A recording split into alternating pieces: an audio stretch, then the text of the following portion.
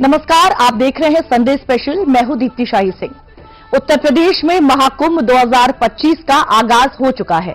आपको बता दें कि इस भव्य और दिव्य महाकुंभ को लेकर जो तमाम तैयारियां हैं वो पिछले काफी दिनों से चल रही थी और महाकुंभ की शुरुआत से ही हर रोज लगभग लाखों की संख्या में जो पर्यटक हैं वो यहां पर पहुंच रहे हैं। महाकुंभ की जो भव्यता है, जो दिव्यता है, उसे देखकर सिर्फ देश के ही लोग नहीं बल्कि विदेशों से आने वाले पर्यटक भी अचंभित हैं, हैरान हैं।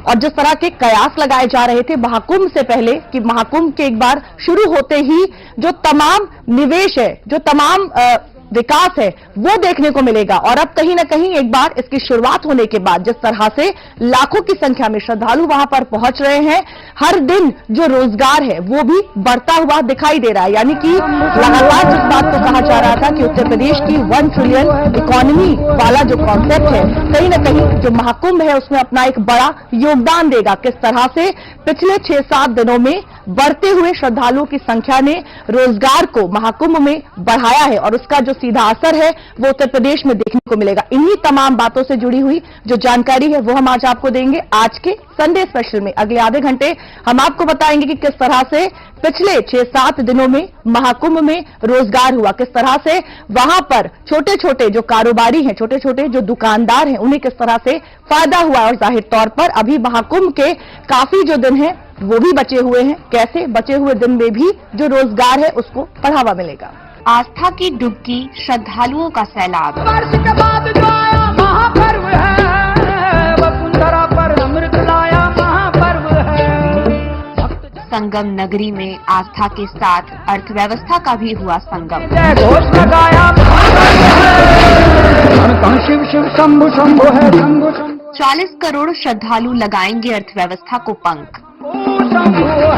महाकुंभ है, महाकुंभ है, महाकुंभ है, महाकुंभ है, महाकुंभ है। महाकुंभ से महाबली होगी अर्थव्यवस्था। शंभु शंभु है। महाकुंभ है, महाकुंभ है, महाकुंभ है, महाकुंभ है। मैं सबसे पहले आप सबको महाकुंभ आयोजन के लिए अपनी बधाई देता हूं और आपको भी समय मिलेगा तो एक बार जरूर जाइएगा, एक बार जाना चाहिए, अपने आध्यात्मिक सांस्कृतिक आयोजन का हिस्सा बनना चाहिए। इस आह्वान से ही प्रतीत हो रहा है कि ये कुंभ कितनी दिव्यता और भव्यता से परिपूर्ण है। सीएम योगी यूं ही नहीं पूरे देश में अपने संकल्पों और वादों के लिए जाने जाते हैं। इन वादों और संकल्पों के बीच एक वादा सीएम योगी ने प्रयागराज की धरती से भी किया था। यही कारण है कि डबल इंजन की सरकार इस आयोजन को सफल बनाने के लिए हर मुमकिन प्रयास कर रही है।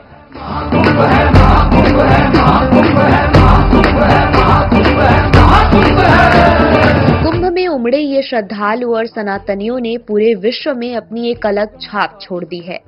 ये भव्य नजारा, ये आस्था का जन सैलाब, ये भक्ति में डूबे सनातनी इस महाकुंभ का परिचय भारतीय संस्कृति के रूप में दे रहे हैं।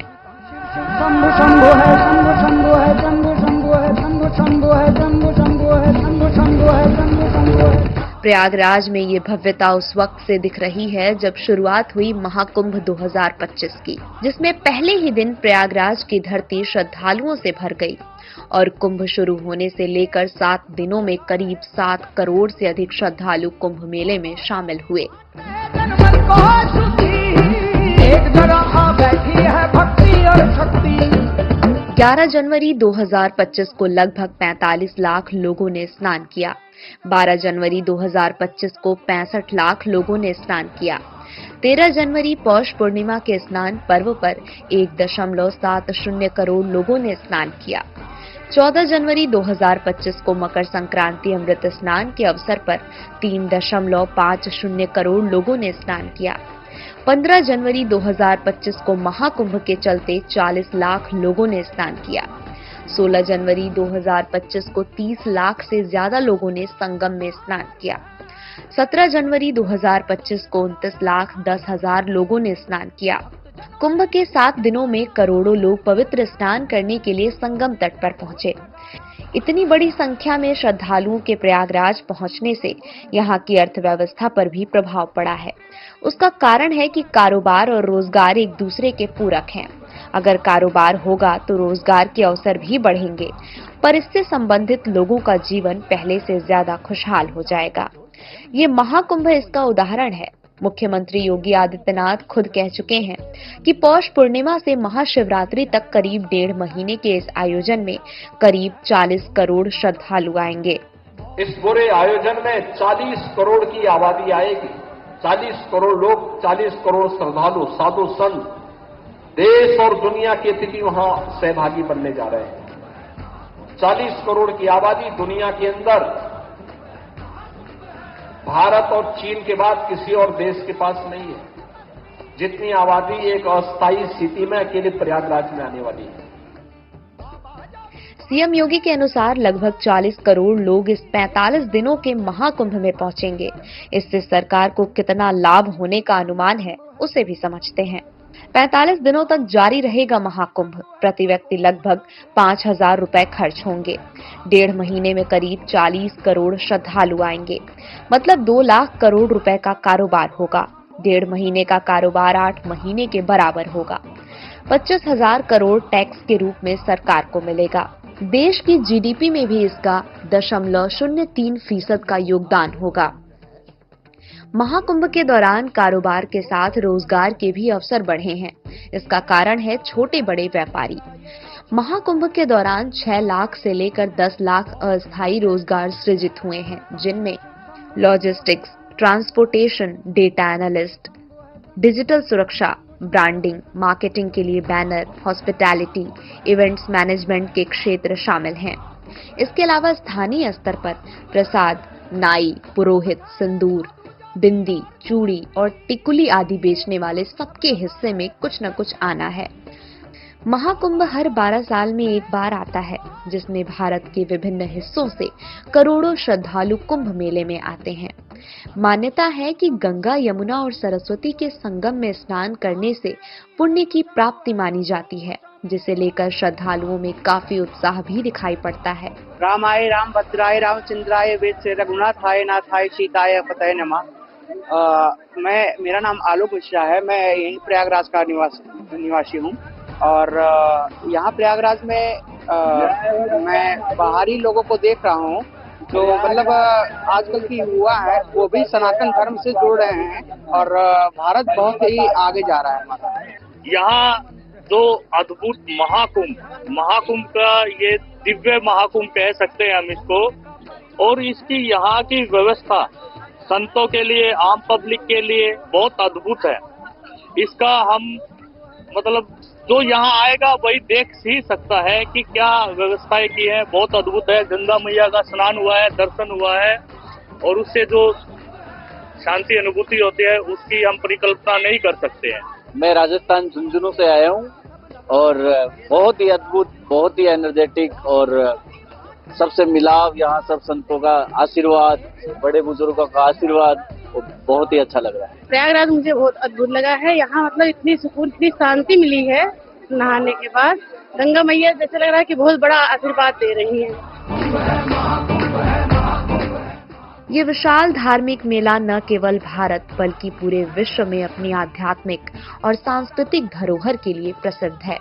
यही कारण है कि इस कुंभ में विदेशों से भी लोग यहाँ आते हैं, जिसका असर भारत की अर्थव्यवस्था पर भी पड़ता है।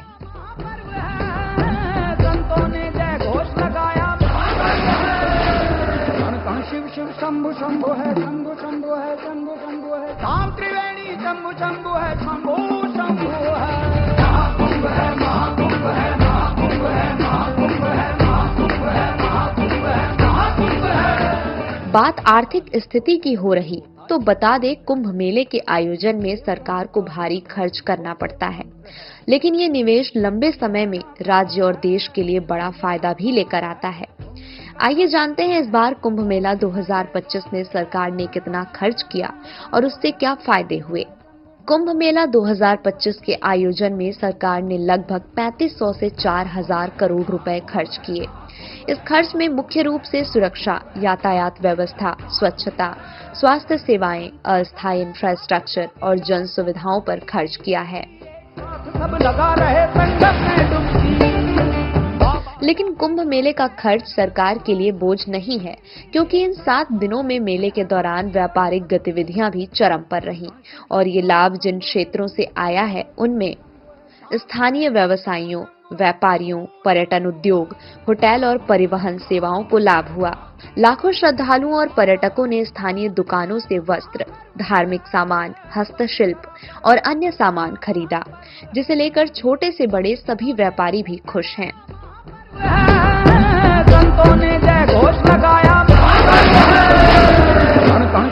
किस तरह से चल रही है महाकुंभ? अच्छी चल रही है। लोग आ रहे हैं चाहे जी। तो मतलब क्या लगता है मुनाफा होगा इस बार? अब देखिए अपना ऊपर है, बिक जाएगा तो नफा होगा, नहीं बिकेगा तो नहीं होगा। अभी तो पूरा मेला बाकी है, अभी तो दो ही स्टार। मेला तो बाकी है। तो क्या लगता है ठीक ठाक मुनाफा होगा? हाँ ठीक ठाक लगता है। अरे सही चल रहा है, बहुत सही है, सही है, अच्छा चल रहा है। मुनाफा हो रहा है? हाँ मुनाफा हो रहा है, तो ठीक ठाक होगा, आगे अभी और होते रहेगा। कैसा चल रहा है दुकान? ठीक चल रहा है। लोग यहाँ पर आ रहे हैं? हाँ आ रहे हैं। मतलब फायदा है? हाँ ठीक है। इस बार महाकुंभ में कितने लोग यहाँ पर आए और क्या लगता है कि प्रॉफिट होगा? तो ये बिल्कुल क्यों नहीं होगा, जब इतनी भीड़ आएगी तो प्रॉफिट तो होगी, इसके बाद तो होगा।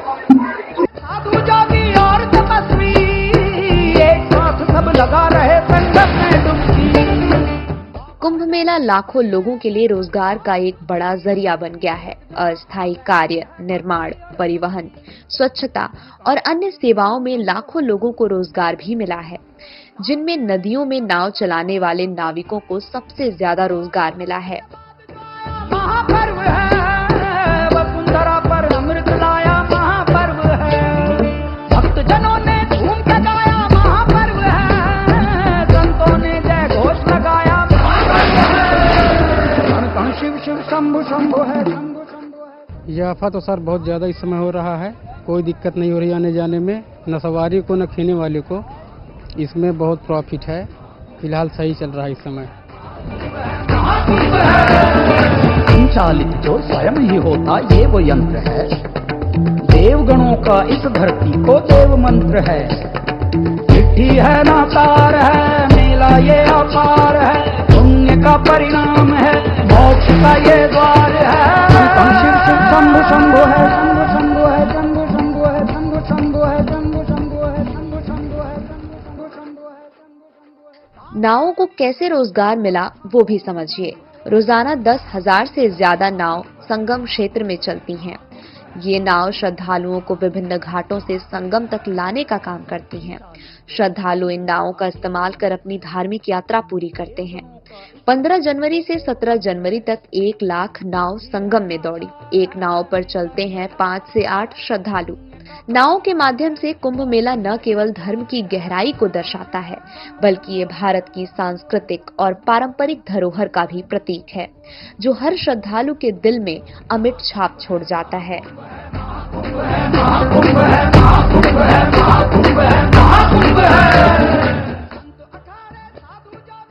बहुत अच्छा लगा और नाव से हम लोग संगम तक गए।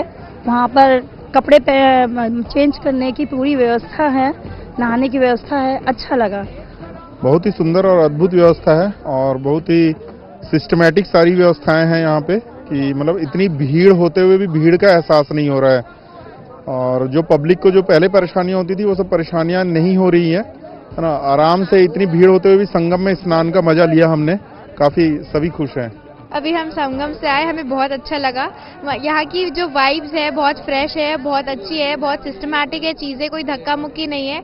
हम बहुत अच्छे से गए बिना भीड़ भाड़ के, बहुत अच्छा लगा हमें। यहाँ पे हर चीज़ परफेक्ट है, ऑर्गेनाइज्ड है और हमें बहुत अच्छा लगा। बहुत भव्य व्यवस्था है, बहुत अच्छा लगा।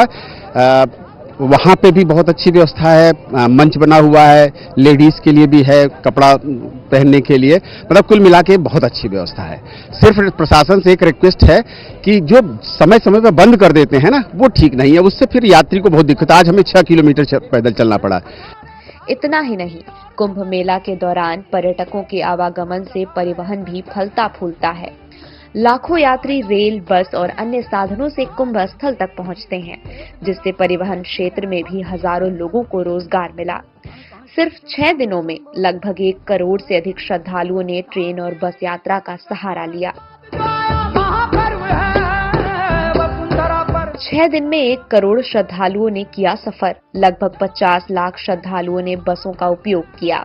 लगभग 40 लाख श्रद्धालुओं ने ट्रेनों से यात्रा की। कुंभ के चलते विशेष ट्रेन और बसें चलाई गईं। कुंभ मेला 2025 एक धार्मिक और सामाजिक समागम, जिसमें यात्रा का माध्यम न केवल भक्तों को संगम तक पहुंचाने का तरीका था, बल्कि ये भारत की परिवहन व्यवस्था और इसके विशाल नेटवर्क की भी एक मिसाल बन गई है। और इसी का प्रयोग करते हुए सनातनी भी संगम क्षेत्र में पहुंच गए हैं, जिनमें 13 अखाड़े भी शामिल हैं। श्री पंच दशनाम जूना भैरव अखाड़ा, श्री पंच दशनाम आवाहन अखाड़ा, श्री शंभू पंच अग्नि अखाड़ा, श्री शंभू पंचायती अटल अखाड़ा, श्री पंचायती महानिर्वाड़ी अखाड़ा, पंचायती अखाड़ा श्री निरंजनी, श्री पंच निर्मोही अनि अखाड़ा, श्री पंच दिगंबर अनि अखाड़ा, श्री पंच निर्वाड़ी अनि अखाड़ा, तपोनिधि श्री आनंद अखाड़ा। इसके साथ ही अन्य पारंपरिक अखाड़े जो धार्मिक अनुष्ठान और स्नान के लिए संगम में आते, वो भी पहुंच चुके हैं। एक जगह आ बैठी है भक्ति और शक्ति, कण कण शिव शिव शंभु शंभु है, शंभु शंभु है, शंभु शंभु है, धाम त्रिवेणी शंभु शंभु है, शंभु शंभु है। महाकुंभ है, महाकुंभ है, महाकुंभ है, महाकुंभ है, महाकुंभ है, महाकुंभ है, महाकुंभ है। 44 साल पहले संयोग आया था और 2025 में आया है, और मैं सबको यही संदेश देता हूँ कि कुंभ स्नान करो और बस भगवान का भजन करो, माँ बाप की सेवा करो और बाबा जी से आशीर्वाद लो। इसलिए कहा जाता है जब उसमें नागा सन्यासी स्नान करते हैं, उसके बाद माँ गंगा पवित्र होती है। तो मैं देशवासियों से यही कह सकते हैं, जब ये संत महापुरुष गंगा मैया को पवित्र कर सकते हैं, तो इस देश की नागरिक को भी पवित्र कर सकते हैं। आस्था अपने धर्म पर होनी चाहिए, अपने सनातन पर होनी चाहिए। कुछ इस माँ ने समा रखा, करोड़ों पब्लिक को समा रखा, हम इस धरती माँ के लिए कुछ 10 पेड़ ही नहीं लगा रहे हैं। सब अपने आपाधापी में लगे, आप भी नहीं लगा रहे होंगे, हम भी नहीं लगा रहे, दुनिया नहीं लगा रही, तो कैसे चलेगा ये? हवा जो पवन है वो हमें टैक्स नहीं ले रही है, सिलेंडर में टैक्स लगता है हवा लाने का, तो उस महादेव का कभी, उस पवन देव का कभी हम शुक्रिया अदा भी नहीं करते। शुक्रिया अदा कैसे करना है? पेड़ लगा दो, 100 दो अपने सनातन के लिए। अपने लिए तो हम बहुत सोच रहे हैं, खुद के लिए तो सोच ही रहे हैं, तो इस सनातन के लिए, इस धरती माता के लिए भी सोचने का हमारा फर्ज है ना, इसमें हमने जन्म लिया है। हम लोग तपस्या करते हैं पहाड़ों में, और क्योंकि हमारे जवानों को शक्ति मिले, एक हिंदुत्व को जगाने की शक्ति मिले, एक सनातन को सनातन होने की शक्ति प्राप्त हो, कि जिससे अपना सनातन जागृत रख सके। बोलो हर हर महादेव।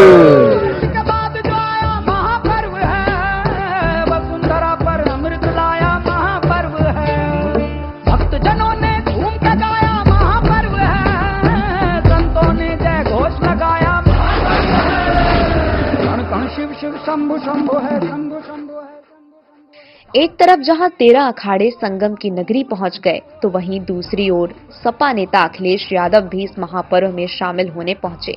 पर 5 फरवरी को मिल्कीपुर में चुनाव है, जिसके चलते संगम में उनकी सियासत देखने को मिली। ये समय उस चीज का नहीं है, लेकिन इतने संसाधन होने के बाद अगर कमियां रहती हैं तो कहीं ना कहीं कोई सवाल खड़ा करता है। और आज का समय तो ऐसा है कि हर चीज लाइव है, हर चीज दिख रही है, रिकॉर्ड कर रहे हैं लोग।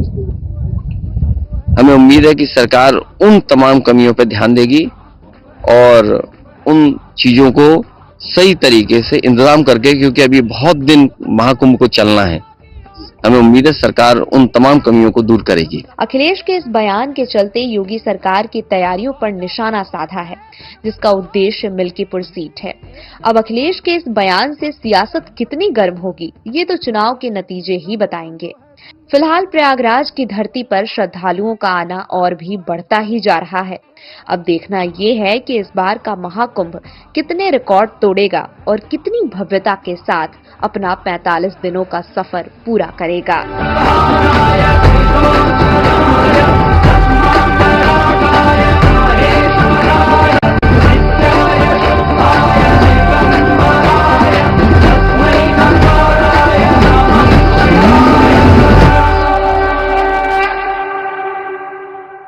तो जैसे जैसे महाकुंभ आगे बढ़ रहा है, जो आर्थिक मुनाफा है वो देखने को मिल रहा है।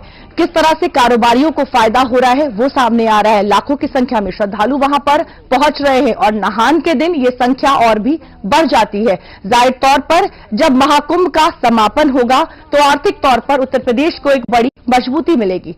हमारे साथ संडे स्पेशल में फिलहाल के लिए इतना ही। देश और दुनिया की खबरों के लिए आप देखते रहिए दूरदर्शन उत्तर प्रदेश।